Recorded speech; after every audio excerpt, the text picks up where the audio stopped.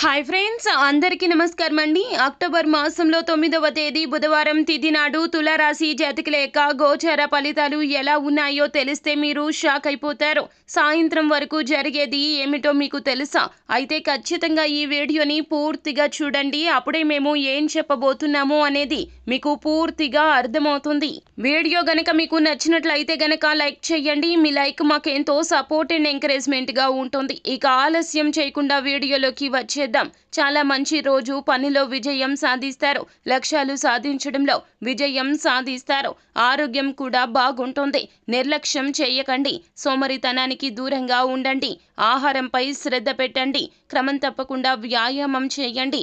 బంధువుల నుంచి తప్పక శుభవార్తలు పొందుకుంటారు. మీరు వారి నుంచి ప్రత్యేక